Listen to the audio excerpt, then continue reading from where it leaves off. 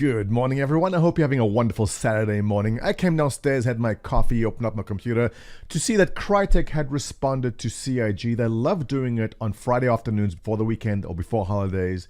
I guess they feel this precious CIG into responding faster. I don't know. Well, I hope you have your coffee because let's do this.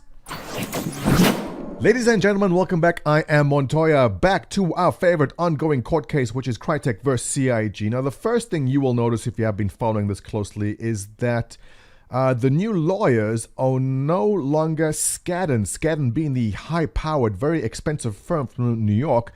Now it's a new bunch of lawyers from eRise IP or Errors IP. Forgive me if I'm butchering that. And this is interesting because why would you change lawyers, or why would you change your legal representation so far along in this court case? Well, the answer, there's a couple of possible answers. One possible answer is that Skadden basically said, hey, you know what, we don't see this working, we want to step away from this. Another possibility is that Crytek had an ongoing retainer with Skadden when this started and decided to use them anyway because they used them before, and now the retainer ran out. Or maybe it was just getting too expensive and they wanted to go somewhere else. So who is Errors or eRise IP? Again, forgive me for butchering that. Well, they are, let's click on the About section here, a group of former big firm IP lawyers who committed to redefining the status quo in IP and high-tech representation. Okay, sounds good. Trust, fair and flexible. Here we go. Am I in the right screen here? Yes, okay. Fees are unquestionably intertwined with the concept of success.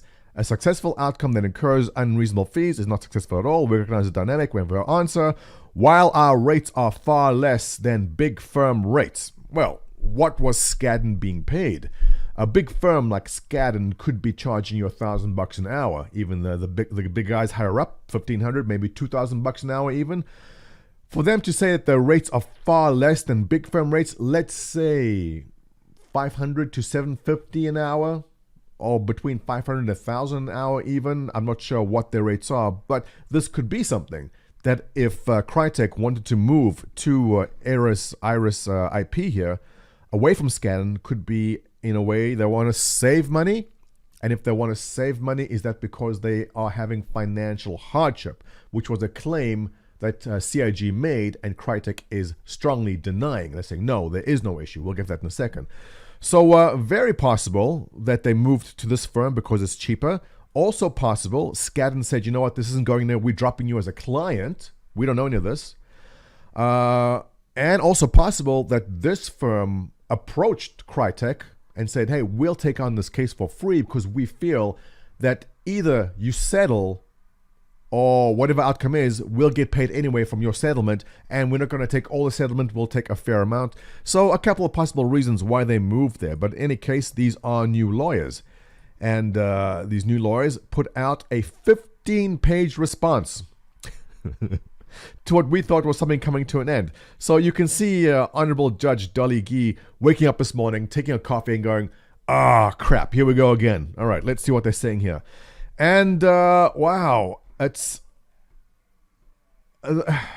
everything that's happened from now that's already been tossed out, rehashed all over again from these lawyers. And I guess this is a strategy. We'll have to get to the end of this to explain what that possible strategy is, and I'm going to give you my take on it. But right from the get-go, CIG's motion for bond is built on a series of fictions. Now, the whole thing, if you weren't keeping up with it, is that CIG said that Crytek's got to put up a $2 million bond. If this goes to court, CIG wants to know that Crytek will be able to pay up and cover the legal fees of CIG by putting up this $2 million bond. Now, Crytek is saying that's nonsense. It's all fiction. While CIG may hope that Crytek is teetering on the brink of insolvency, the reports of Crytek demise are greatly exaggerated. Fair enough. I mean, I don't know what Crytek's financial situation is. It is true that Crytek was going through some tough times, and that's when CIG took a lot of the developers out of Crytek and hired them in Frankfurt because Crytek wasn't paying them. And this is documented. Go in there and type in Crytek not paying employees. There's lots of articles which actually claim that and said that. And obviously the Crytek employees left because they weren't getting paid and they were hired by CIG. So we know that they had financial problems in the past. Now, are these financial problems over? I know that Crytek did want to launch some kind of cryptocurrency. I'm not sure well how that did. But it's possible that their financial situation might not be the best. We can probably make that claim, and CIG is making that claim.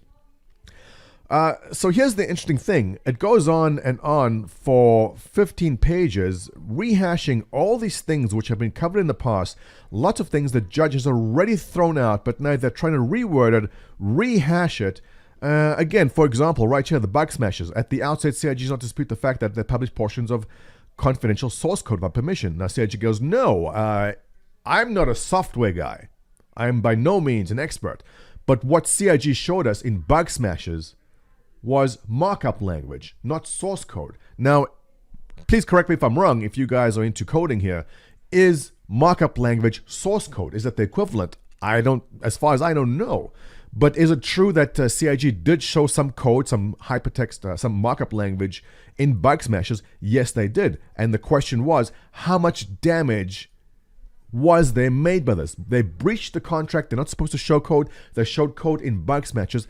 What damage was caused by that? Which episode of bug smashes, which Crytek has not responded to, which episode or which number of episodes, and how much damage was incurred by that? Please, Crytek, prove to us. And Crytek has not done this because they cannot do it. Keeping in mind that CryEngine is free to download. Anyone can go in there right now and download it and look at all the code you want. You can print it out, put it in your walls, make a shirt with it, because it's there for the taking. Anyone can go look at it. So how much damage did Crytek get? How much damage was caused by CIG showing the code?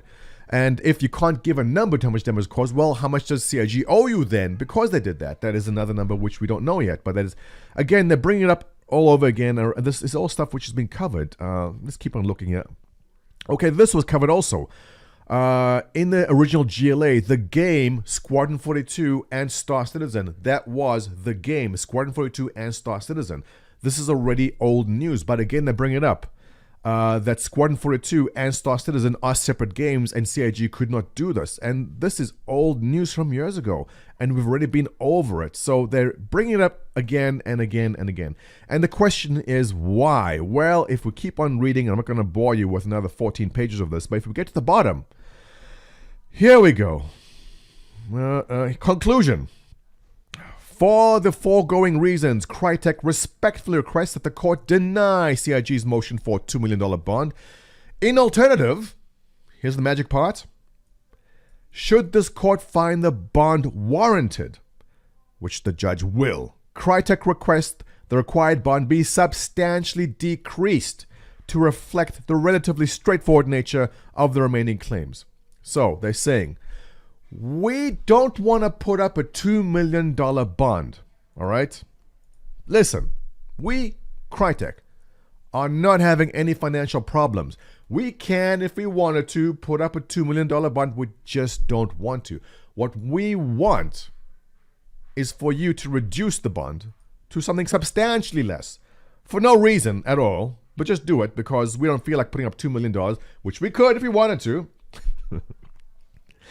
But if you had to drop the bond to say 50,000, I'm just lowballing a number here, then yeah, we'll totally do it. We'll do it, I swear. And that's why I'm taking it. But if you want an analogy, look at it this way, all right? You walk into Costco with your wife. And you know what Costco does? They put up those damn big screen TVs right in front as you walk in. And you walk in, your wife goes, holy cow, look at that, 70-inch TV, 4K, for only $2,500, $500 off. We should get that. And you say, absolutely not.